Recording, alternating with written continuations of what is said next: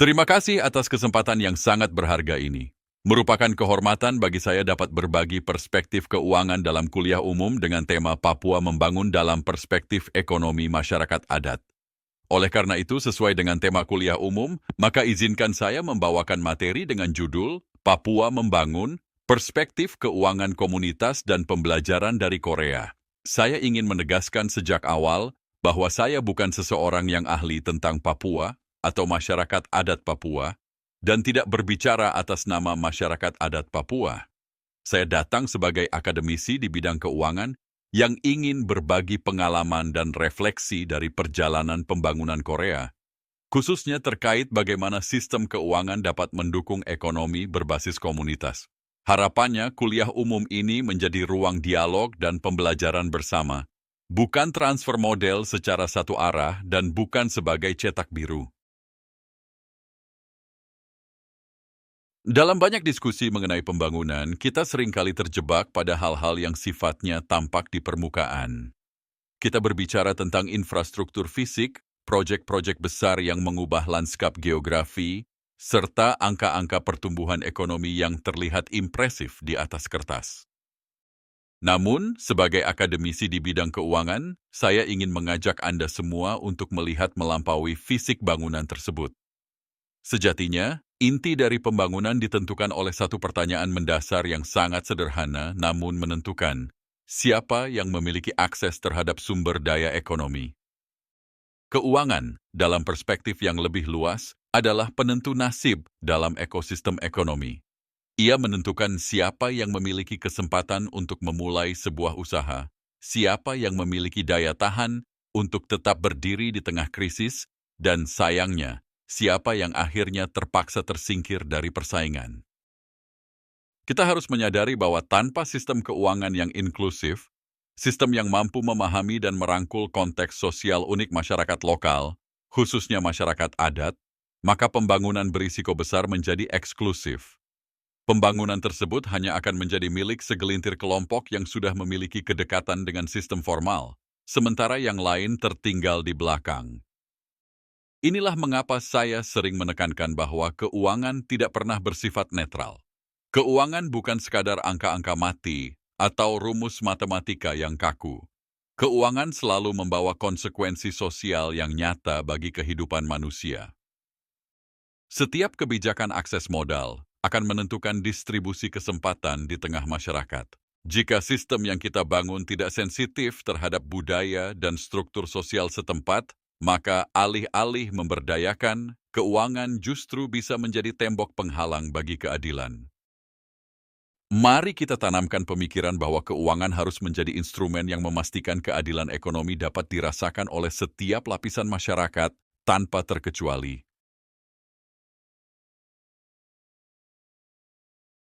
Mari kita memperluas cakrawala kita. Penting untuk dipahami bahwa apa yang dialami oleh masyarakat adat di Papua bukanlah sebuah fenomena yang berdiri sendiri atau unik hanya di Indonesia. Di berbagai belahan dunia, mulai dari pedalaman Asia, benua Afrika, Amerika Latin, hingga masyarakat aborigin di Australia, kita melihat sebuah benang merah yang sama.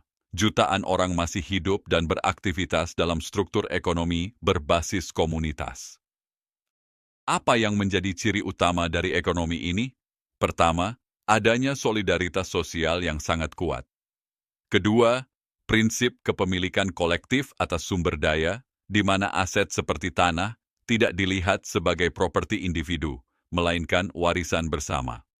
Dan ketiga, aktivitas ekonomi yang seringkali bersifat subsisten atau semi pasar, di mana pemenuhan kebutuhan hidup dan keberlanjutan komunitas lebih diutamakan daripada sekadar akumulasi profit pribadi.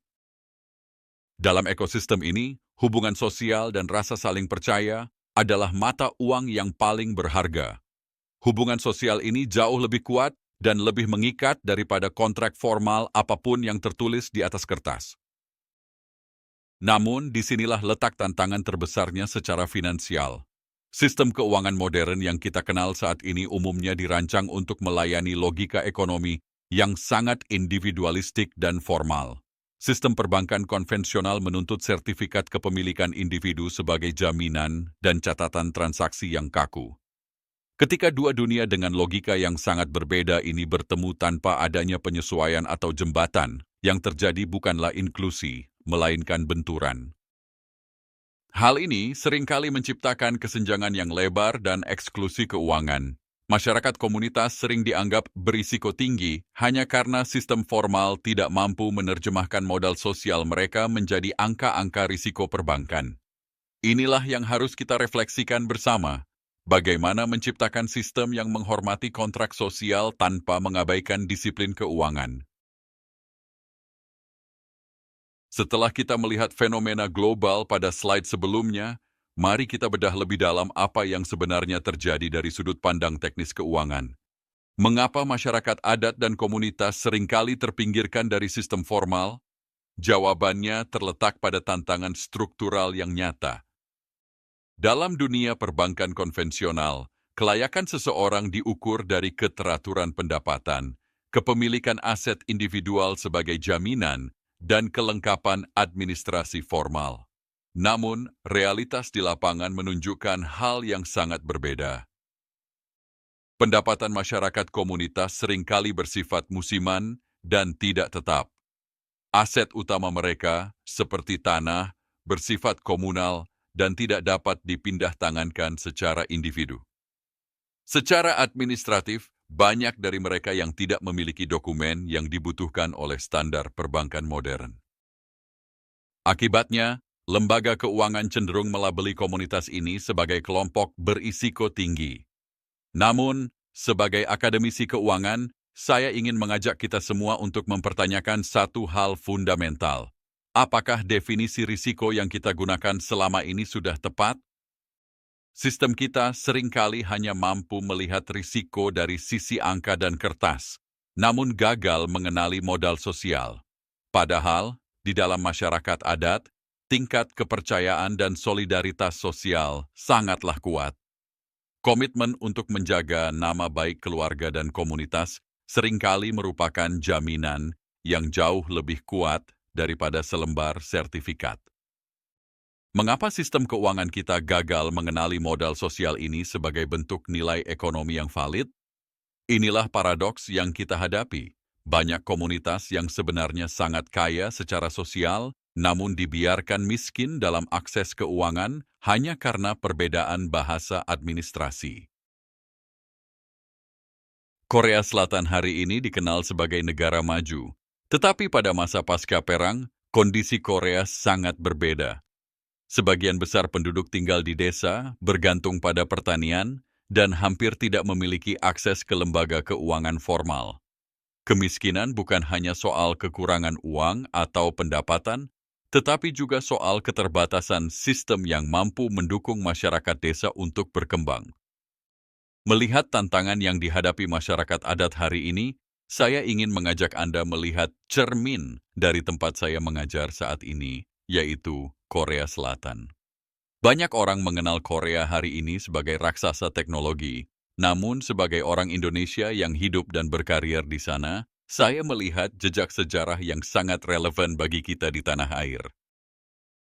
Pasca perang, Korea adalah negara yang sangat miskin. Mayoritas penduduknya tinggal di desa, bergantung pada pertanian, dan hidup dalam struktur komunitas yang sangat kental, mirip dengan banyak wilayah di Indonesia.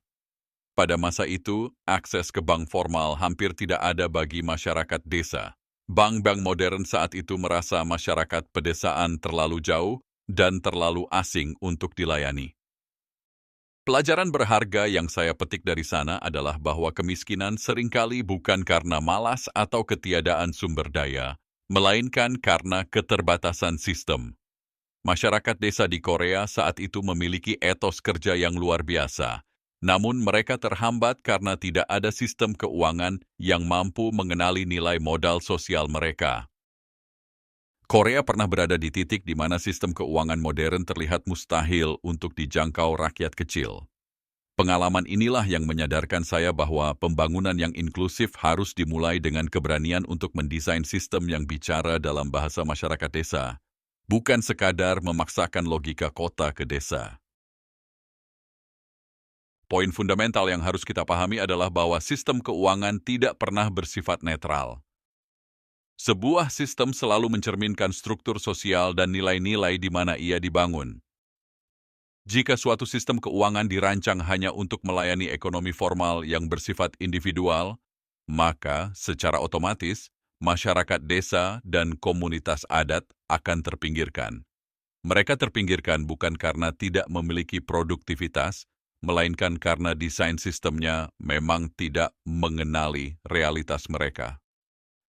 Seringkali terdapat pemahaman yang sempit bahwa inklusi keuangan hanyalah soal aspek teknis, seperti membuka rekening bank atau memperkenalkan teknologi digital ke pelosok daerah. Padahal, inklusi yang sesungguhnya jauh lebih mendalam dari sekadar akses teknologi. Inklusi keuangan sejati adalah tentang bagaimana kita menyesuaikan desain sistem agar mampu memahami dan merangkul konteks sosial unik masyarakat. Kita tidak bisa memaksakan masyarakat untuk masuk ke dalam kotak sistem yang kaku dan seragam. Sebaliknya, kitalah yang harus mendesain ulang sistem tersebut agar cukup adaptif untuk menghargai keunikan budaya, kepemilikan komunal, dan modal sosial yang ada. Seperti yang tertulis pada slide, inklusi keuangan bukan sekadar soal membuka rekening, tetapi tentang desain sistem yang menghargai manusia. Pembangunan yang adil dimulai ketika sistem keuangan mulai berbicara dalam bahasa yang dimengerti oleh masyarakatnya. Untuk menjawab tantangan keterpisahan antara sistem formal dan realitas pedesaan, Korea mengembangkan model keuangan yang berakar pada komunitas. Alih-alih memaksakan masyarakat desa untuk langsung beradaptasi dengan bank komersial yang besar, pemerintah dan masyarakat membangun jembatan melalui koperasi kredit desa, bank pertanian, serta berbagai bentuk tabungan komunitas. Lembaga-lembaga ini dirancang untuk menjadi perantara yang memahami bahasa dan kebutuhan masyarakat di tingkat akar rumput, sekaligus menghubungkan mereka ke dalam sistem nasional. Salah satu kunci keberhasilan pendekatan ini adalah pergeseran peran negara. Dalam model ini, negara tidak hadir sebagai pengendali penuh yang mendikte setiap keputusan ekonomi dari atas ke bawah. Sebaliknya, negara berperan sebagai fasilitator yang menyediakan payung hukum dan dukungan teknis agar lembaga keuangan lokal dapat tumbuh mandiri. Fokus utamanya adalah pada penguatan mekanisme internal di dalam komunitas itu sendiri. Dengan cara ini, komunitas tetap menjadi aktor utama yang memegang kendali atas pengelolaan ekonomi mereka. Mereka memiliki rasa kepemilikan yang tinggi terhadap dana yang dikelola karena sistemnya dibangun di atas pondasi kepercayaan sosial yang sudah ada. Pelajaran penting di sini adalah bahwa sistem keuangan yang kuat tidak harus menghapuskan peran komunitas, melainkan harus memperkuatnya agar komunitas tersebut memiliki ketahanan ekonomi yang berkelanjutan. Seperti tertulis pada slide ini, kita berfokus pada mekanisme, bukan kebijakan politik semata. Banyak orang mengenal Saimaul Undong sebatas gerakan sosial atau budaya untuk pembangunan desa. Namun, jika kita melihatnya melalui lensa keuangan, ini sebenarnya adalah model pengelolaan sumber daya yang sangat luar biasa. Di sini, kita melihat bagaimana modal awal yang jumlahnya relatif kecil bisa memberikan dampak masif karena dikelola secara kolektif dengan disiplin yang tinggi. Kunci utamanya bukan terletak pada besarnya suntikan dana, melainkan pada akuntabilitas berbasis kepercayaan sosial. Dalam sistem ini, pengawasan tidak datang dari birokrasi pusat yang jauh di kota, melainkan dari komunitas itu sendiri, dari tetangga ke tetangga. Inilah bukti nyata bahwa dalam ekonomi komunitas, kepercayaan sosial bukan sekadar nilai moral, melainkan bentuk modal ekonomi yang nyata dan berfungsi sebagai jaminan yang lebih kuat daripada jaminan fisik apapun. Prinsip ini sangat relevan jika kita tarik ke konteks masyarakat adat, di mana ikatan sosial sudah menjadi fondasi kehidupan sehari-hari. Tugas kita adalah memikirkan bagaimana kekuatan sosial ini bisa difasilitasi oleh sistem keuangan agar menjadi penggerak ekonomi yang mandiri. Untuk memberikan gambaran yang lebih utuh mengenai bagaimana gerakan ini bekerja secara praktis di lapangan dan bagaimana semangat kemandirian itu dibangun, mari kita saksikan bersama video penjelasan singkat mengenai Samuel Undong berikut ini. Believe it or not, in the 1980s, South Korea is one of the poorest countries in the world. No skyscrapers, no K-pop, and no Samsung. Just farmers working in the fields, living in the mud house and struggling to survive. But something changed, something powerful, a movement that turned poverty into progress, despair into hope, and villages into cities. It was called Samuel Undong, or the New Village Movement. In 1970, President Park Chung-hee launched Samuel Undong. At the time, over two-thirds of Koreans live in rural villages. Many had no running water, no electricity, no paved roads. While the cities were starting to grow, the countryside was left behind. Imagine if it's you, how you're going to live up the entire nation. You don't start with money, but you start with mindset. Samuel Undong was more than just a government program. It was a philosophy built on three values: diligence, self-help, cooperation. It told people that you are not powerless. You can change your village with your own hands. And how Samuel Undong started? It started small. Each village got 335 bags of cement. They could choose what to do: build a bridge, a school, or a water system. The government didn't decide, the people did. This created healthy competition, but more importantly, it sparked community pride. Neighbors became partners. Families built things not just for themselves, but for everyone. This was development from bottom up. It wasn't just about building things, it was about building people. Good news finally came. By 1980s, over 90% of rural homes had new roofs, clean water, and electricity. Child mortality dropped, school attendance rose, agriculture productivity exploded. Samuel Undong helped lift millions of people out of poverty. It narrowed the gap between city and village, and it showed the world something powerful, that real change starts in the hearts of ordinary people. South Korea didn't just build buildings, it built belief. Today, some countries like Rwanda, Indonesia, and the Philippines have adopted some parts of the Samuel Undong. The United Nations recognize it as a model for sustainable development. But here's the thing, it's not about copying Korea, it's about applying the spirit of the movement. Empower people, start small, build together. In the world obsessed with fast solutions and top-down leadership, Samuel Undong reminds us that sometimes change doesn't come from the top, it comes from the ground, from the mud, from people who refuse to wait for help. And maybe the real progress isn't just gross domestic product or buildings, it's the courage to believe that we can build something better together. So wherever you are, in a small town, a crowded city, or even a forgotten village, just remember, you don't have to wait to be powerful, just like how Samuel Undong teaches us. Because sometimes the most powerful movements start from the smallest village. The question is, will you start from your own village?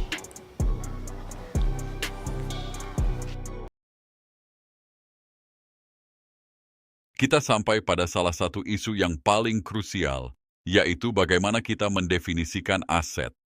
Dalam sistem keuangan modern, aset memiliki definisi yang sangat mekanis. Aset adalah instrumen ekonomi yang berfungsi sebagai jaminan atau kolateral untuk mendapatkan modal. Logikanya sederhana. Jika Anda memiliki aset, Anda bisa mendapatkan kredit. Namun, dalam perspektif masyarakat adat, logika ini seringkali bertabrakan dengan nilai yang jauh lebih dalam. Bagi banyak komunitas adat, termasuk di Papua, tanah bukanlah sekadar aset atau komoditas yang bisa diperjualbelikan. Tanah adalah identitas, sejarah, dan sumber kehidupan yang sakral. Bahkan, tanah seringkali dipahami dengan istilah yang sangat emosional, yaitu sebagai ibu atau mama.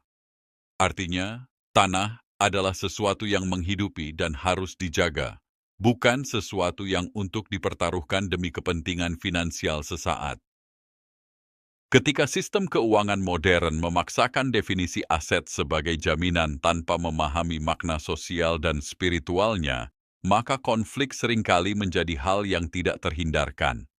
Ketegangan muncul saat sistem perbankan melihat tanah sebagai objek, sementara masyarakat melihatnya sebagai subjek kehidupan. Oleh karena itu, keuangan yang bijak di masa depan harus memiliki kemampuan untuk membaca makna aset secara lebih luas. Pembangunan yang sejati tidak boleh memaksa masyarakat untuk menukar identitas mereka dengan akses modal, melainkan harus mencari cara bagaimana sistem keuangan dapat menghormati hubungan manusia dengan tanahnya, sambil tetap menciptakan kemandirian ekonomi.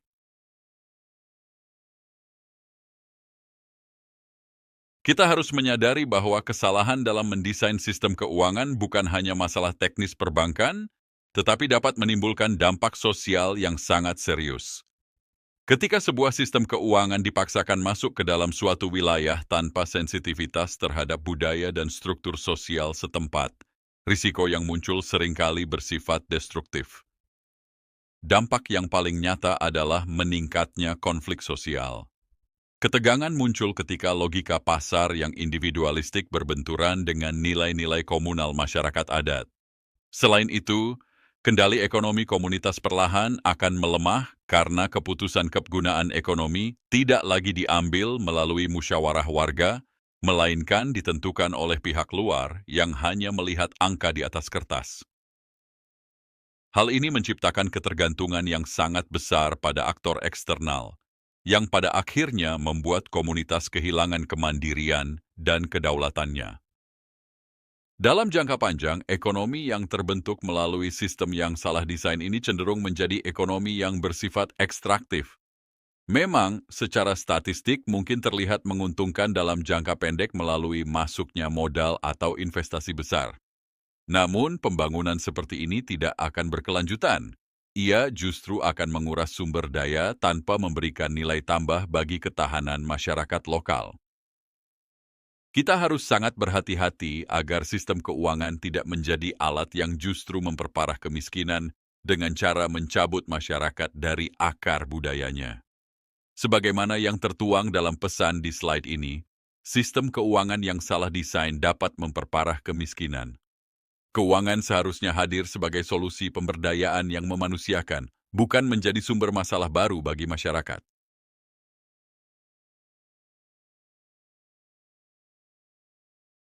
Setelah kita melihat berbagai risiko dari sistem yang tidak sensitif budaya, kita perlu melihat solusi nyata yang bisa diterapkan. Salah satu instrumen yang paling efektif adalah menempatkan koperasi sebagai jembatan sistem. Koperasi bukan sekadar unit usaha kecil, melainkan lembaga perantara yang mampu menghubungkan komunitas adat dengan sistem keuangan nasional yang lebih luas. Melalui koperasi, masyarakat dapat mengakses modal tanpa harus mengorbankan nilai-nilai kolektif dan solidaritas yang selama ini menjadi pondasi kehidupan mereka. Koperasi mampu menerjemahkan modal sosial komunitas menjadi bahasa yang dipahami oleh perbankan modern. Hal ini sangat penting karena ia memperkuat posisi tawar ekonomi masyarakat. Dengan bergabung dalam koperasi, komunitas tidak lagi berdiri sendiri-sendiri sebagai individu yang rentan, melainkan menjadi satu kekuatan ekonomi yang solid dan diakui secara formal.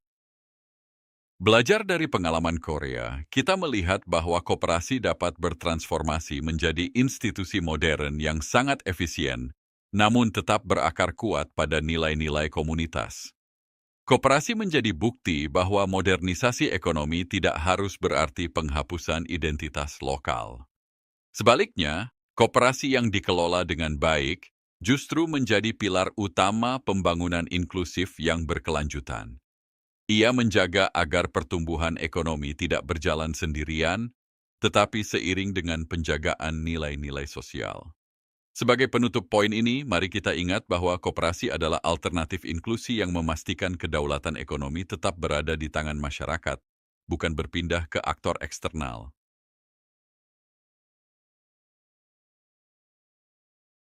Penting untuk kita garis bawahi bahwa pembelajaran utama yang bisa dipetik dari Korea bukanlah tentang menyalin satu model teknis atau mentransfer kebijakan tertentu secara mentah-mentah.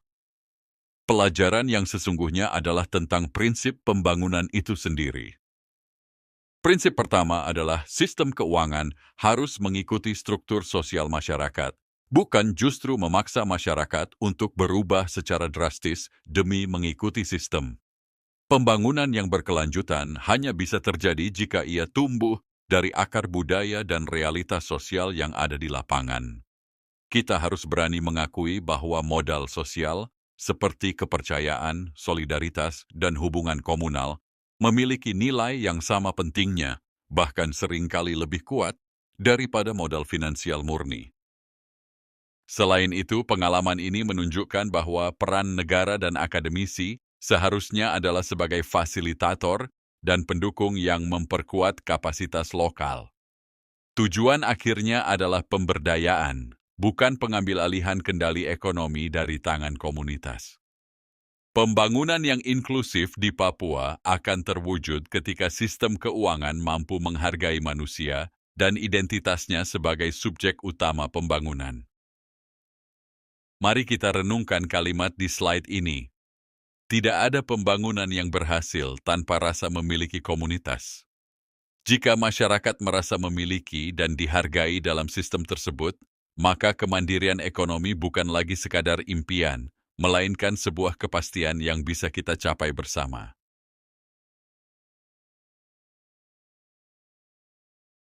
Penting untuk saya tekankan di sini bahwa pengalaman yang saya ceritakan tentang Korea bukanlah sebuah resep ajaib yang bisa disalin begitu saja untuk diterapkan di tempat lain. Kita harus menyadari sepenuhnya bahwa setiap wilayah, terutama Papua, memiliki akar budaya, sejarah panjang, dan dinamika sosial yang sangat berbeda dan unik. Apa yang berhasil di satu lokasi belum tentu memberikan hasil yang sama di lokasi lain jika kita mengabaikan konteks dan kearifan lokal yang sudah hidup selama berabad-abad. Upaya untuk meniru sebuah model pembangunan secara mentah-mentah tanpa adanya proses adaptasi yang mendalam justru akan sangat berisiko. Alih-alih membawa kesejahteraan, model salin tempel atau copy-paste development seringkali menciptakan masalah baru karena ia gagal beresonansi dengan detak jantung masyarakat setempat dan justru memicu penolakan. Kita tidak sedang mencari sebuah model pembangunan universal yang berlaku kaku di semua tempat, karena pada dasarnya model yang sempurna untuk semua orang itu tidak pernah ada. Oleh karena itu, yang ingin saya bagikan melalui kuliah umum ini bukanlah sebuah cetak biru pembangunan yang baku. Yang saya bawa hanyalah prinsip-prinsip dasar dan refleksi dari sebuah perjalanan panjang yang pernah kami lalui. Tugas besar kita selanjutnya adalah bagaimana prinsip-prinsip tersebut dapat ditarik, diolah kembali, dan diadaptasikan agar benar-benar selaras dengan jati diri masyarakat adat. Mari kita pegang teguh prinsip bahwa pembangunan sejati adalah pembangunan yang lahir dari pemahaman mendalam terhadap identitas kita sendiri, bukan sekadar mengikuti jejak langkah kaki orang lain. Sebagaimana kutipan kuat di slide ini, tidak ada copy-paste development.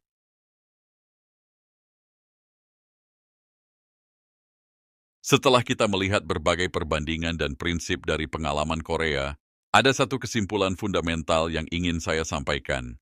Papua tidak perlu menjadi Korea dan memang tidak seharusnya menjadi Korea.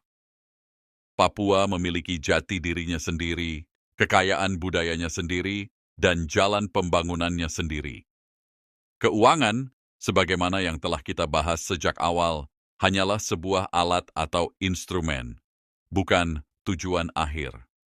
Tugas kita adalah memastikan bahwa instrumen keuangan ini digunakan untuk memperkuat ekonomi masyarakat Papua, bukan justru mendikte arah hidup masyarakatnya.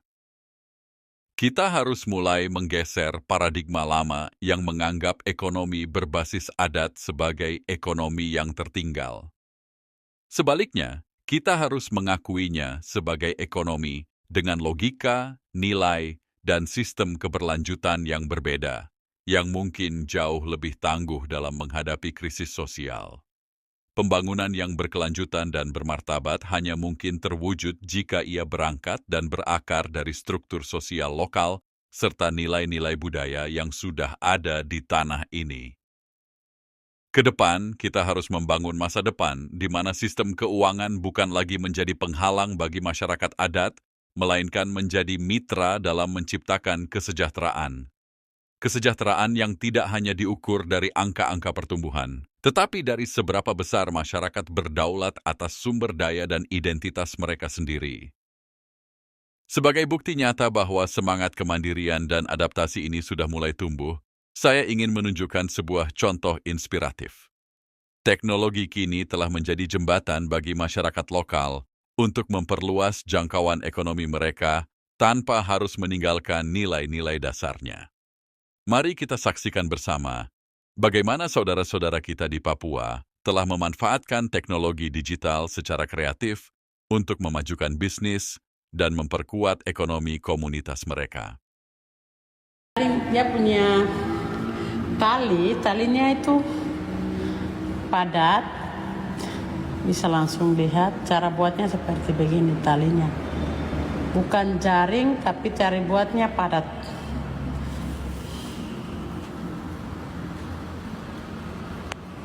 Pengirimannya dari Timika, Papua Tengah ya. Pengirimannya dari Timika, Papua Tengah.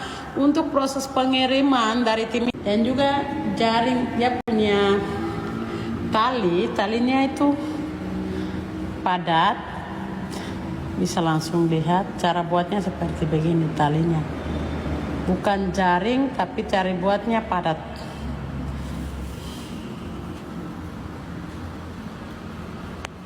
Pengirimannya dari Timika, Papua Tengah ya. Pengirimannya dari Timika, Papua Tengah. Untuk proses pengiriman dari Timika lama. Dalam satu hari itu tidak semua berapa kecil, hanya 1 ke 2 ke begitu. Kakak itu pakai benang apa? Itu pakai nilon.